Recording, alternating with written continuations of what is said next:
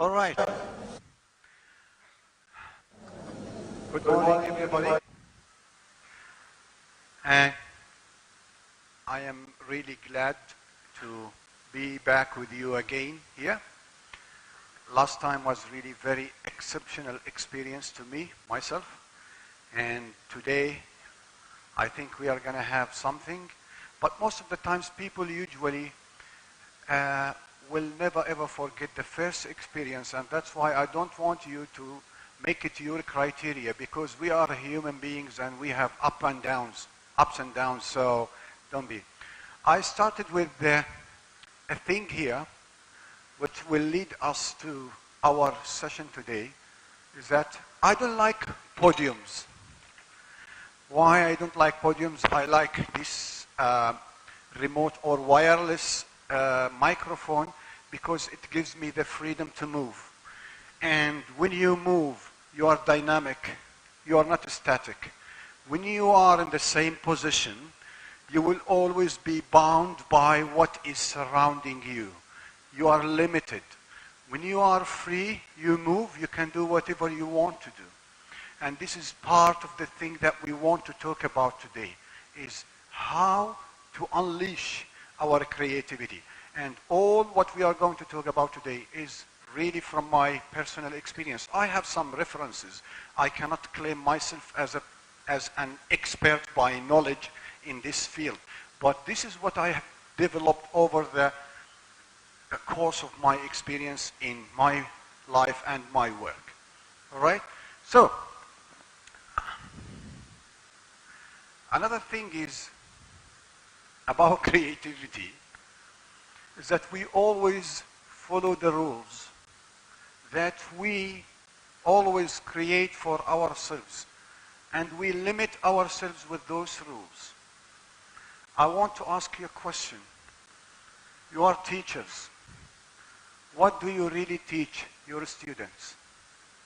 Is it something in you or something that is already known by everybody else?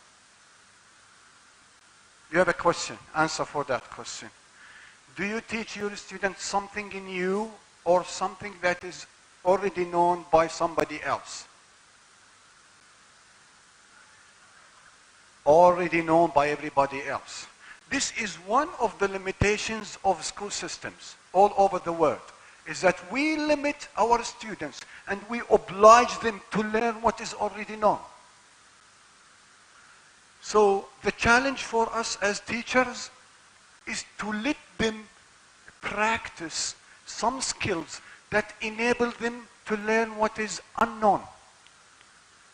I know this is something can be philosophical, but all according to my experience as a student, everything was boring, everything was just limiting us. We were not allowed to talk, we were just asked to sit and listen.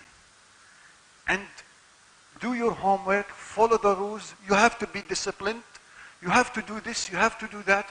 We always, as students, and I think most of you, we were receiving orders and we follow the orders and we apply them. And this thing really kills creativity. Kills creativity, because the more you have rules, the more you have restrictions, the more you have limitations, the less you have creativity. Whatever you have a system, or whenever you have a system, and you have people follow that system, then you will have less creative people. Because creative people, usually, they don't like it. But the problem is that with the skills, I mean, we're students, and people are not allowed to practice their creativity skills because they are bound by the system, they are limited by the surroundings. Then the whole thing, most of the people will be less creative and will be surrendering to the system to do things to them, because they know very well there is a system that can do something to me. They won't use their minds because there is a system.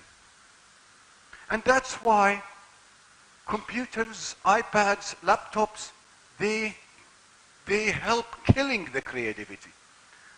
Some of us as parents would say that Oh, if you are a good boy, I'm going to buy you a tablet, or I'm going to buy you a smartphone, or whatever it is. And some of the schools, maybe, I'm not sure, or this is school, so you have to. We have started using tablets in our classrooms for students, and they say that it is proudly. I think this really kills creativity. Because the more we use our brains, the more we use our senses, the more we are going to be creative. That's why Bedouins in the desert, nomadic people, they are more creative than anybody else. Because everything around them helps them be creative. And this is what we are going to talk about today. It might be a bit philosophical, but this is according to, something that I have experienced all my professional experience. So,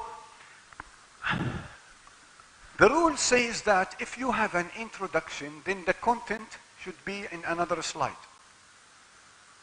Is that right? So if there is an introduction, then what should be in that slide? There should be an introduction, but there is a content here. So that's it. I intentionally put that. It doesn't matter.